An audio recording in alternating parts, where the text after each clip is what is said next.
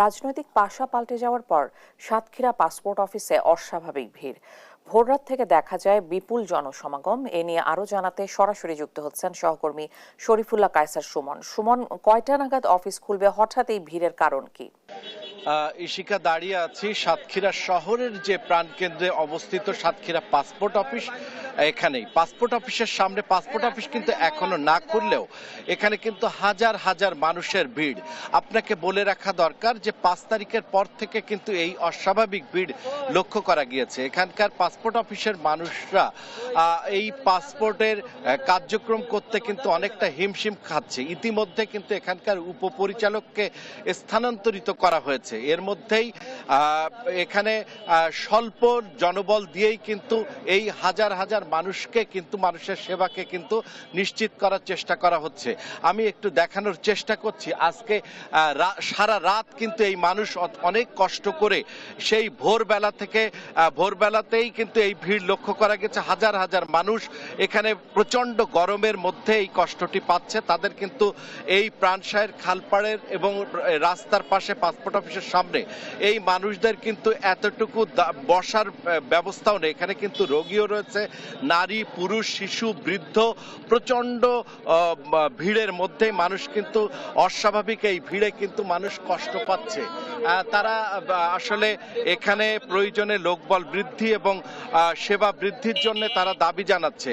এখানে মানুষের এই কষ্ট আসলে তারা কিন্তু সারা রাত জেগে এখানে দাঁড়িয়ে আছে। তারপরেও কিন্তু এখনো ঢোকার কোনো পথ তারা এখনো করতে পারেনি। আমরা একটু কথা বলার চেষ্টা করছি। আপনার নাম কি?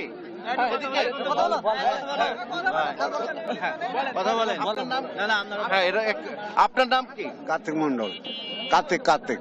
কোথা থেকে এসেছেন? কাবাইডাঙ্গা থেকে। কাবাইডাঙ্গা। কাপাসডাঙ্গা।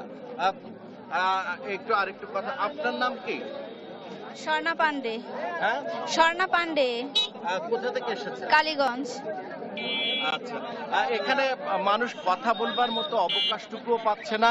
সারা রাত কিন্তু তারা এখানে এই রাস্তাতে, এই খালপাড়ের রাস্তাতেই কিন্তু তারা ভিড় জমিয়ে আছে এই পাসপোর্ট অফিসের সামনে।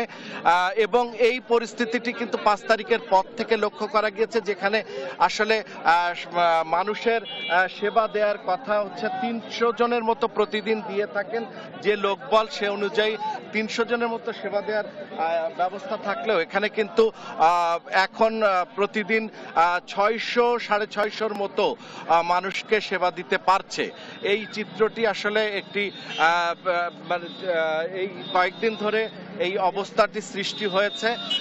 এখন মানুষ চাচ্ছে যে এখানে লোকবল বাড়িয়ে প্রয়োজনে সেবা সৃষ্টিটি তৈরি করা হোক। এবং আপনি কোথা থেকে এসেছেন? আমি কালীগঞ্জ থেকে।